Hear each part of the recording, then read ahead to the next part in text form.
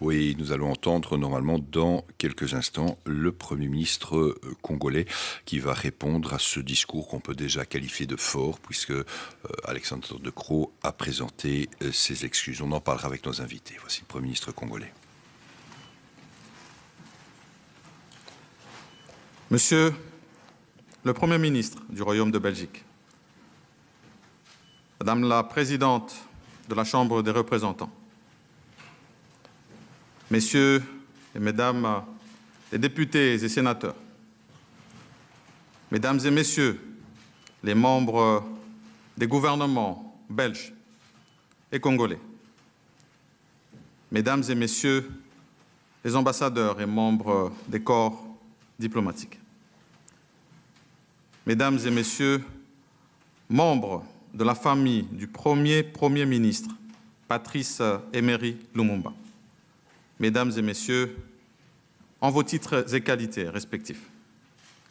L'émotion est forte en prenant la parole aujourd'hui, en ce lieu chargé d'histoire, ce palais d'Egmont qui a accueilli les pères de l'indépendance congolaise il y a exactement 62 ans, à l'occasion de la table ronde de Bruxelles, ayant conduit la République démocratique du Congo à sa souveraineté internationale. Parmi les protagonistes de l'histoire de la décolonisation de notre pays figurait justement l'un de ceux dont la mémoire nous réunit ce jour. Je cite Emery, Patrice Emery Lumumba, notre héros national. Mandaté par le président de la République démocratique du Congo, son Excellence, M. Félix Antoine Tshisekedi Tshilombo, au nom du peuple congolais et à celui du gouvernement que je dirige, je suis venu recevoir solennellement, aux côtés de ses enfants et petits-enfants, la dépouille du Premier ministre de la République démocratique du Congo. Dépouille autour de laquelle son peuple organisera dans les heures qui suivent le deuil national qui n'a jamais pu avoir lieu. La date du lundi 20 juin 2022, en Belgique, comme en République démocratique du Congo, entre désormais dans les annales de l'histoire commune de nos deux pays.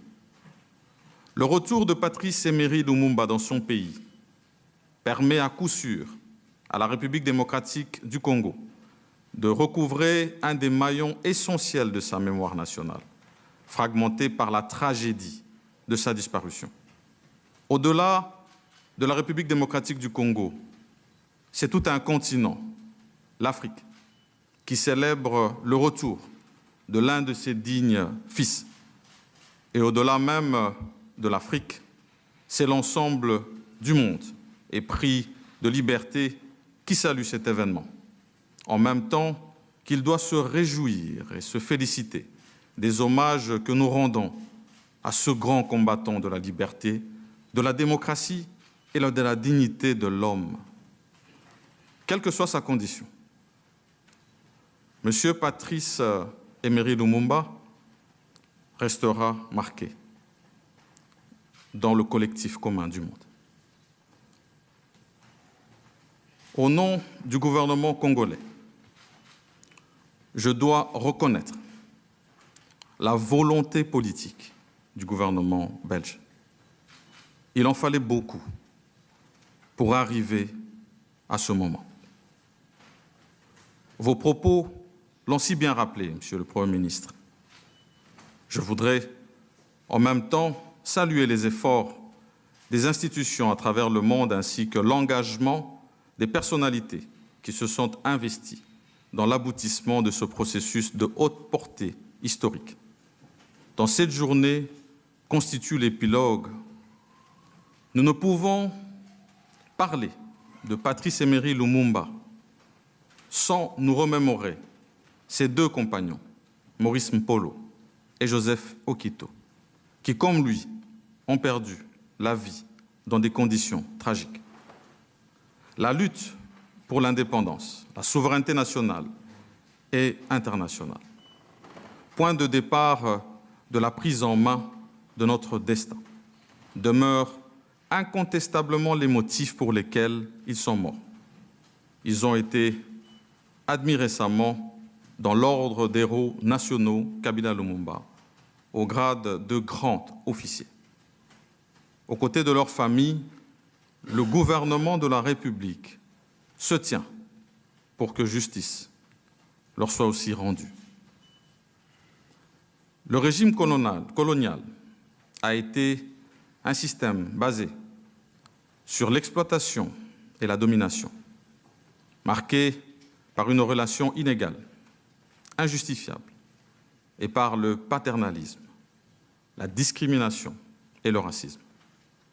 J'emprunte ces mots du roi Philippe pour avouer que ce système et le traumatisme qu'il a entraîné a plombé les années qui ont suivi l'indépendance et ont eu une incidence sur l'avenir de notre pays. Le travail de la commission parlementaire sur le passé colonial nous édifiera davantage sur cette page douloureuse de notre histoire. En février dernier, à l'occasion de la visite à vos côtés du Musée royal de l'Afrique centrale, musée de Tervuren, Monsieur le Premier ministre, j'ai reçu de vos mains la liste des œuvres d'art qui doivent nous être restituées et la remise symbolique par le roi au président Félix-Antoine Tshisekedi du masque Soukou marque incontestablement notre volonté commune de nous réconcilier avec notre histoire et de scruter dans la sérénité et sans complexe l'avenir de nos rapports. Monsieur le Premier ministre, Mesdames et Messieurs, évoquer Lumumba aujourd'hui avec nos jeunes générations, c'est rappeler son combat, son rêve de faire de la République démocratique du Congo un pays moteur dans le développement de l'Afrique, par sa position géostratégique, en plein cœur de l'Afrique, par sa diversité et sa richesse socioculturelle, par son sol, par son sous-sol, par sa flore et sa faune. C'est pourquoi, dans son célèbre discours du 30 juin 1960, Lumumba lui-même soutenait, je cite, « Nous allons faire du Congo le centre de rayonnement de l'Afrique tout entière. » Une conviction qui rejoignait celle d'autres illustres figures panafricaines, telles Frantz Fanon, Aimé Césaire, Cheikh Anta Diop, Kwame Nkrumah. Visionnaire, notons que dès 1958, Lumumba alertait l'opinion, tant nationale qu'internationale, sur la menace de la violation de l'intégrité du territoire qui pesait déjà sur son pays. Il est le premier homme politique congolais qui emploie le vocable balkanisation, concept sur lequel aucune Congolaise, aucun Congolais ne peut jamais transiger.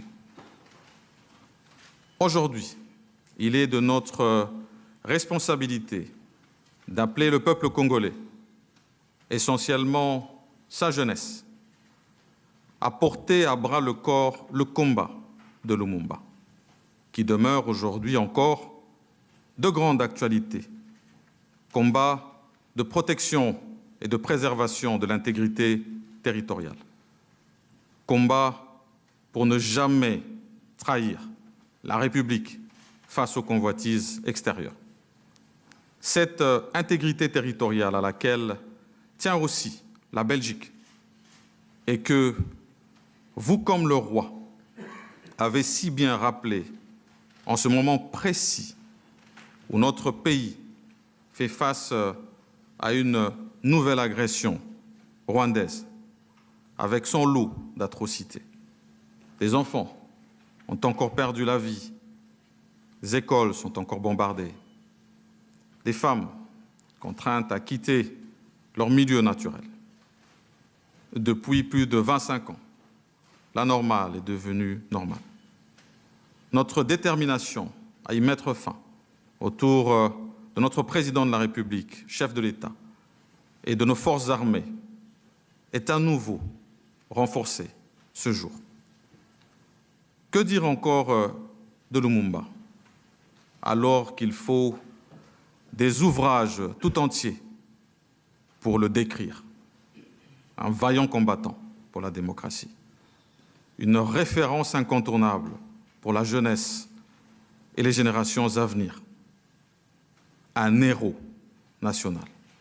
Et pour moi, Premier ministre de la République démocratique du Congo, une source d'inspiration dans la lutte pour le bien-être de chacune et chacun des Congolais et Congolaises. Monsieur le Premier ministre, distingués invités, Mesdames et Messieurs, tout en nous invitant tous, Belges et Congolais, à regarder notre passé en face, il nous appartient de poser les jalons d'une nouvelle collaboration, sincère et solide, tournée vers une coopération mutuellement avantageuse et reposant sur l'estime réciproque, en vue d'un développement harmonieux de nos peuples respectifs. Car le souvenir du passé douloureux qui nous réunit ce jour est riche d'enseignements pour l'avenir. Un avenir tributaire à la fois de la reconnaissance de ce passé commun dans toutes ses facettes et de l'effort commun de le dépasser pour tisser de nouveaux liens sur des bases plus solides entre nos peuples. Le Congo, au cœur de l'Afrique, et la Belgique, au cœur de l'Europe, ne peuvent plus formuler leurs problèmes en termes exclusivement nationaux, disait Laurent Baudouin en 1970. Le temps est venu pour que nos jeunes l'apprennent davantage et pour que nous puissions pleinement jouer ce rôle vital pour l'avenir de nos continents et de la coopération entre l'Union africaine et l'Union européenne. Monsieur le Premier ministre, c'est dans ce sens que lors de votre récent séjour à Kinshasa, à la suite de la visite de Sa Majesté le roi Philippe, nous avions eu l'occasion, tous deux, d'explorer sans complaisance les domaines de coopération fructueux. Tous deux, nous avions manifesté l'intérêt d'ouvrir de nouvelles perspectives de la coopération bilatérale entre nos deux États. Il me revient d'ailleurs de relever qu'à la suite du 6e sommet Union européenne-Union africaine tenu à Bruxelles au mois de février dernier, des options fondamentales ont été levées en rapport avec l'atteinte des objectifs du développement durable pour l'Afrique. Ces échanges fructueux doivent aussi caractériser les officiels de nos deux patries en vue d'inciter cette coopération mutuellement avantageuse pour nos deux peuples, appelés d'ailleurs aujourd'hui à écrire une nouvelle page de l'histoire. Puisse la mémoire de Patrice Emery Lumumba, qui nous réunit ce jour, constituer un moment de rassemblement et le point d'un départ, d'un avenir plus radieux. Je vous remercie. Nous allons entendre dans quelques instants